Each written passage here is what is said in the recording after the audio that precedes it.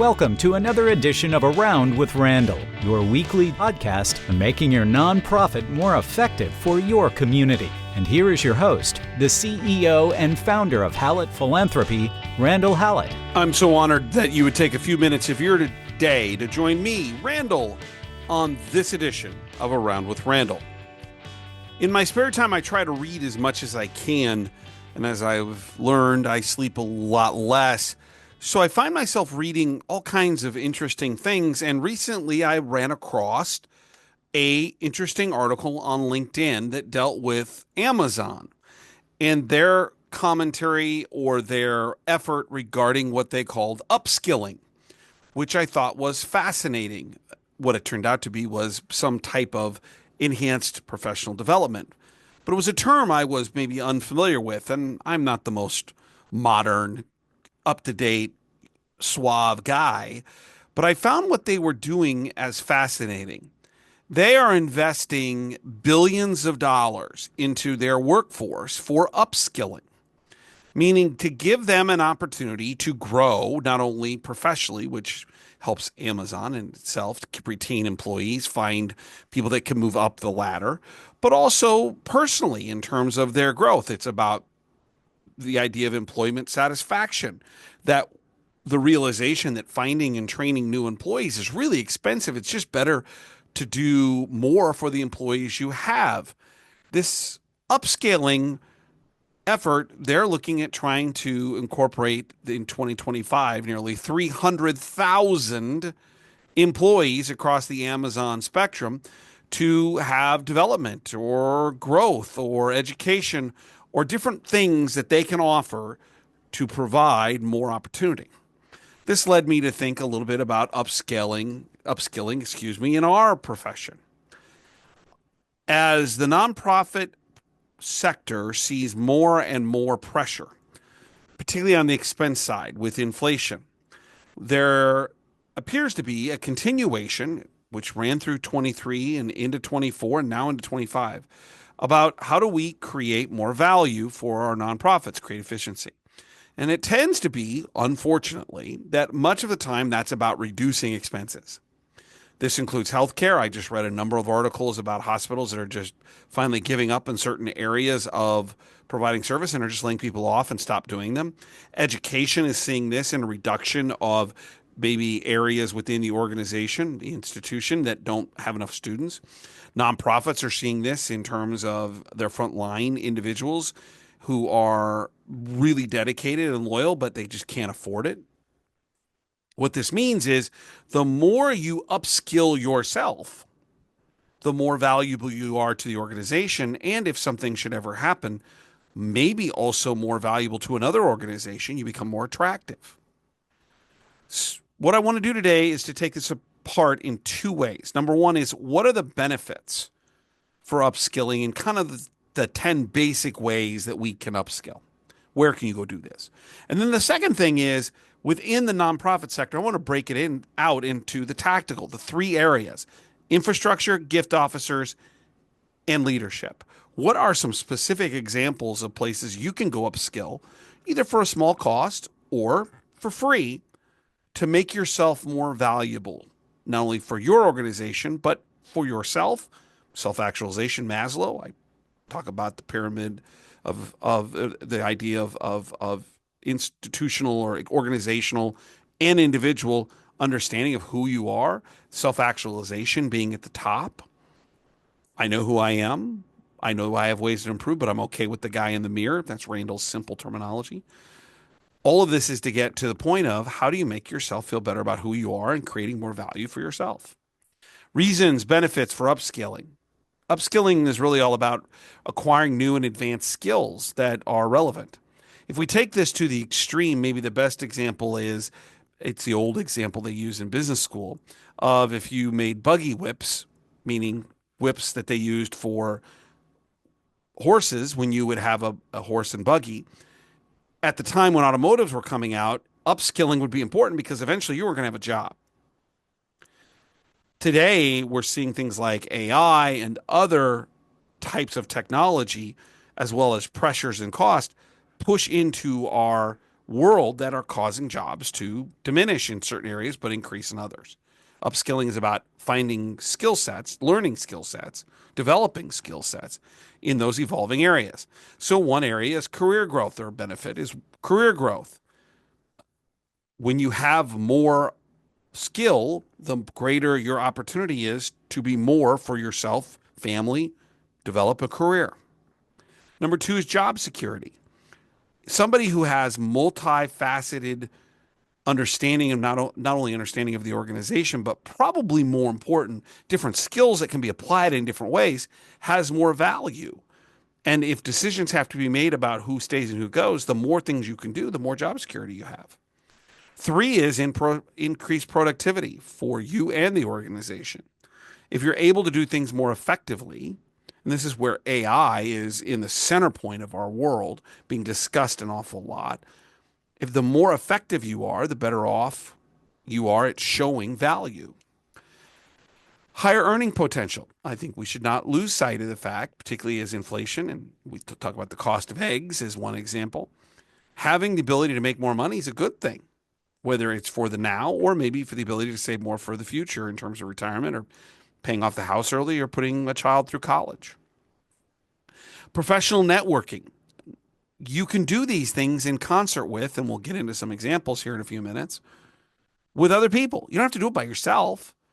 There is a real strength in having a group of people that you're doing something, kind of a cohort, doing it together. Because if done correctly, it's not a zero-sum game. You can all obtain the skills and do so as a cohort or as a group that could be mutually beneficial in terms of the experience.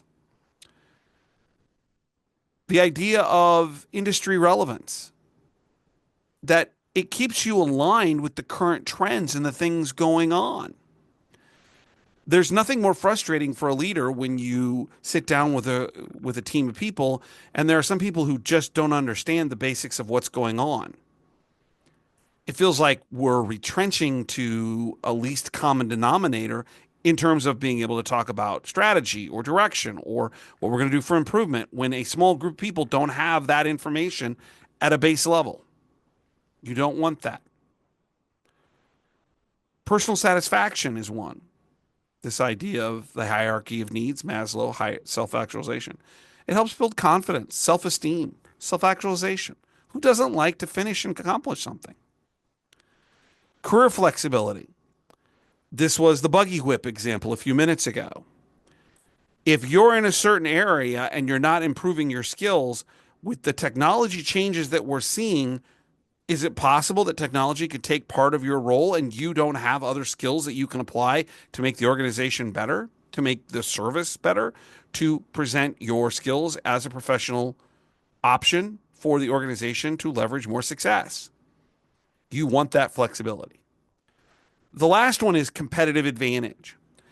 The more and more we introduce technology into the world we operate, and I just don't mean the nonprofit world, I'm talking for profit. If you think about automaking as an example, they have a tremendous amount of technology using robots to build the cars. Well, if you don't have other skills, then what ends up happening is you may be dependent on something that is no longer needed and you aren't as competitive as a employee, as a producer of whatever it is. You want to distinguish yourself from other candidates in the job market by having skills that are unique, that are defined. All of these things are the benefits. I do want to spend just a second talking about the general areas that you can look at for upskilling. Online courses and certifications, workshops, joining professional associations, simple things like reading industry publications. This is what I was talking about when I found this article on LinkedIn about Amazon's upskilling program. I'm always trying to figure out where can I get more information. Some of it's relevant, some of it's not.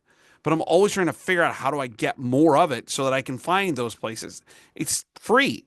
Reading industry publications and information. Earning an advanced degree, more formalized. One that I think is under-discussed, and did a podcast on this very specifically, about mentorship. That is an important way to upskill because you can learn from someone else. Offering, volunteering to take on more responsibility at work, forcing yourself to learn it because you've accepted that responsibility. Learning new software or tools, the essence of artificial intelligence. What skill sets, and we'll get into some tactical things, particularly in the database infrastructure teams, that might be of interest to you in this area. Participation in an online community or an association where you're active, you're learning from others, you're doing group projects. And the last is just the idea of practicing things. I just wrote a blog post about my daughter wanting to shoot better and for her 8-year-old first, second grade basketball team. And I said, well, you got to practice. And she said, well, I want to do it now. I said, we all would. You got to practice to get better. This is the usage of skills. So the truly tactical thing today is to take apart 3 areas and talk a little bit about places you can get and things you should consider in terms of upskilling. And the first area that I want to start with is the infrastructure area. I want to start with data, database, prospect management, prospect research, finance, all the things that I call infrastructure, because without those, the rest of it's not worth anything. It is the hub of the wheel for what we do. So when we think about, in particular, upskilling tactics around what I would think of as information technology, database, the technical aspects of a nonprofit, you can learn things like cloud computing and management. So AWS has a certification program, or Microsoft Azure Fundamentals has a certification program.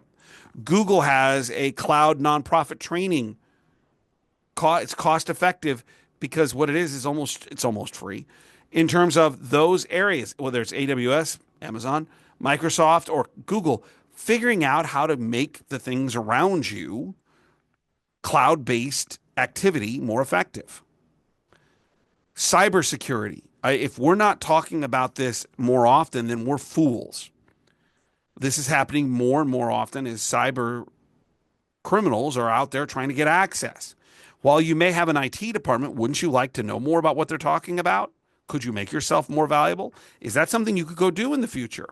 So a certified ethical hacker, which I find interesting, but one of my son's friends, his father is a professional hacker on the good side.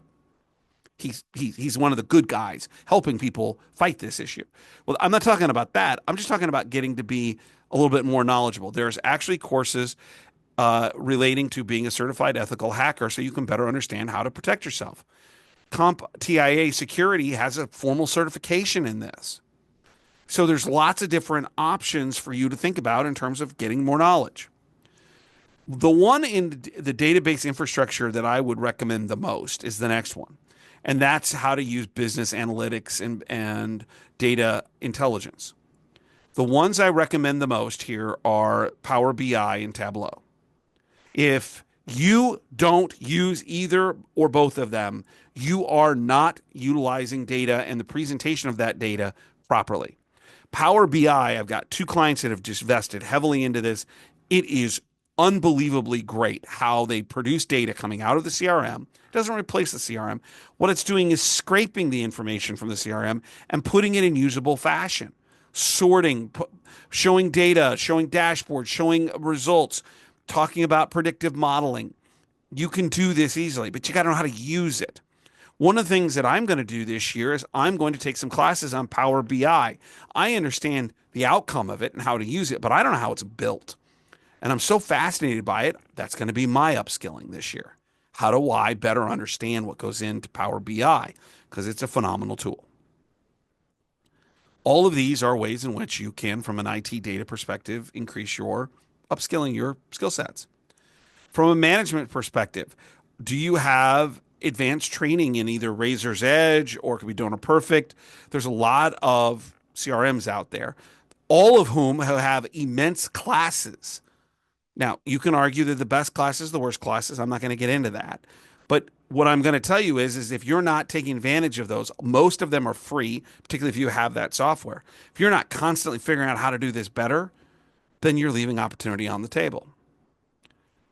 Integrity of data is important. So things like NTEN's data management courses are available. That's NTEN, data management courses are available to improve data accuracy.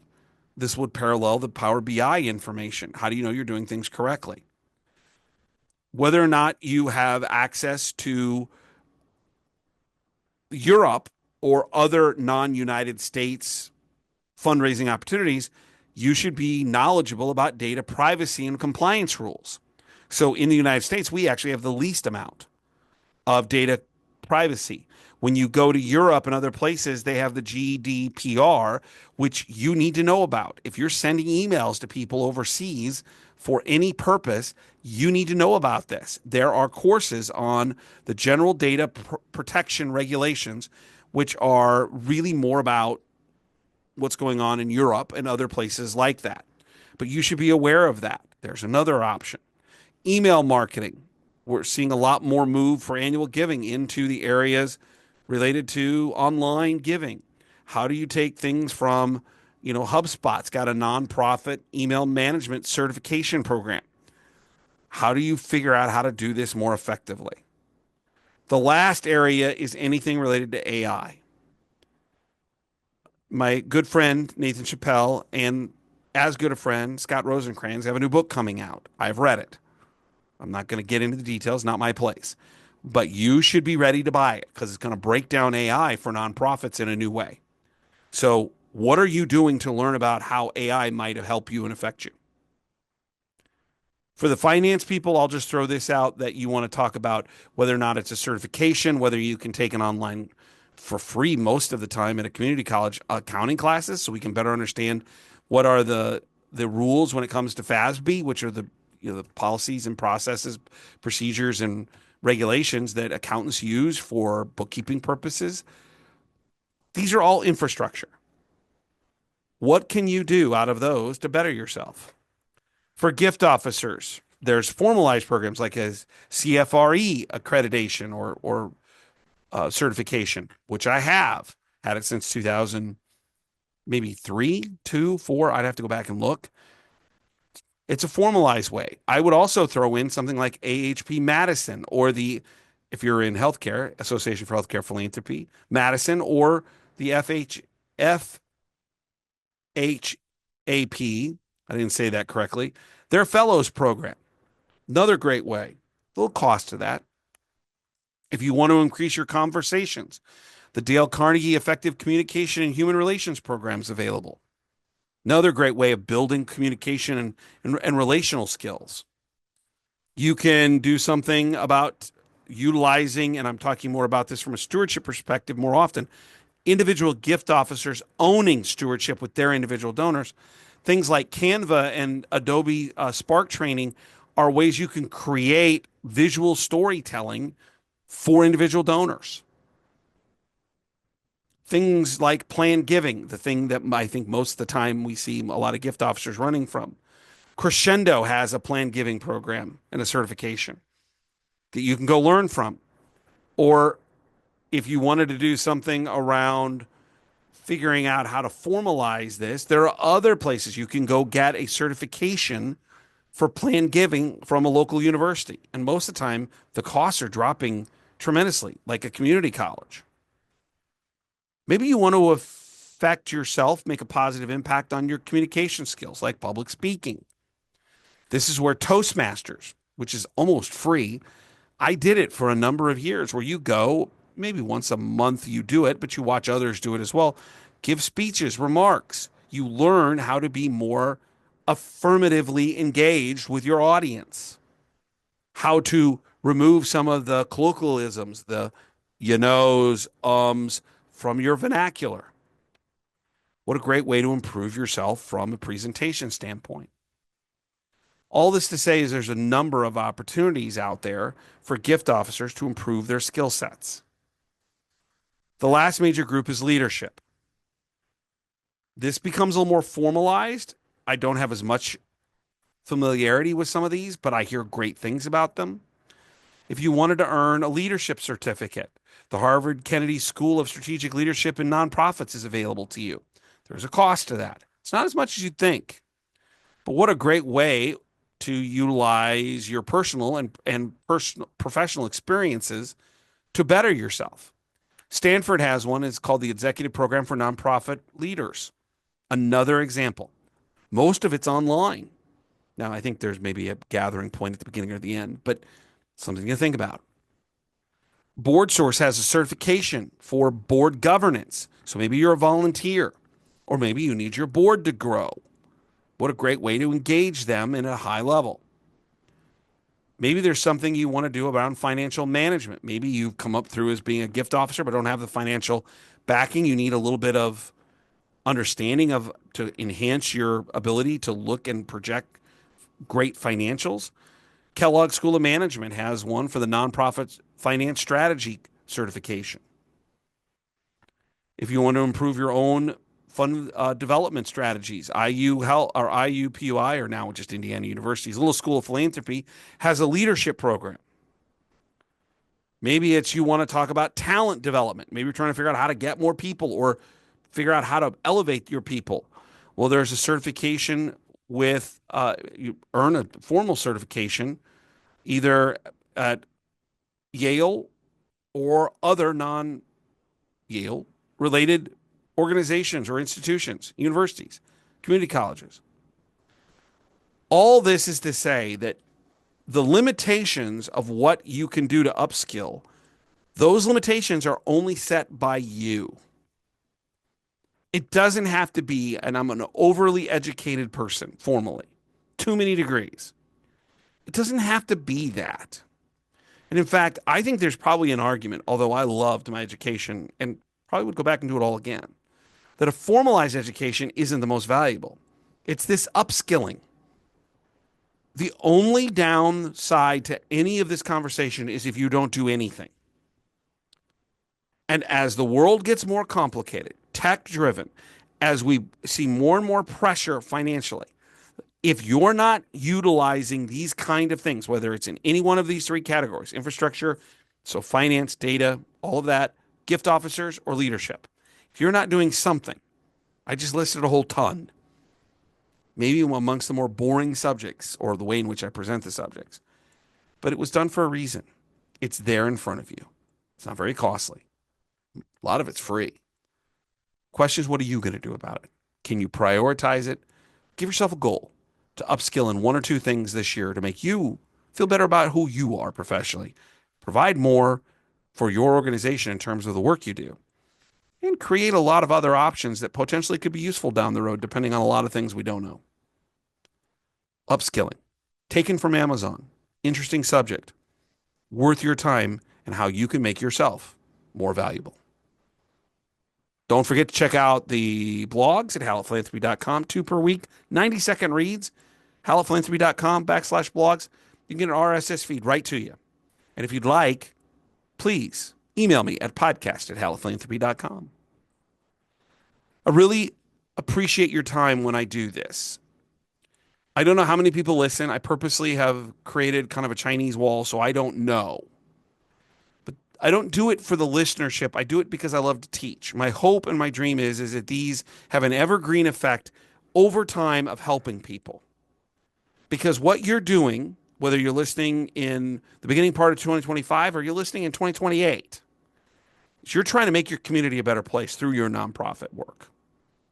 You are important. The world needs philanthropy. The world needs nonprofits to be that point where it is not quite good enough for capitalism, for free enterprise, for profit, and it's also misses the point when it comes to government. Philanthropy is that gap filler in the middle. What I believe and what I know is what you do every day is a part of that filling. Some people make things happen. Some people watch things happen. Then there are those who wondered what happened. You are someone who's making something happen for the people in the parts of your community that are wondering what happened. I can't imagine another career because that kind of work, boy, is that fulfilling. And I hope you understand that and feel that even for just a moment today and every day, even with all the other trial and tribulations that we run into as nonprofits. I hope you feel the important value you deliver by what you do each and every day. I'll look forward to seeing you the next time, right back here on the next edition of Around with Randall. Don't forget, make it a great day.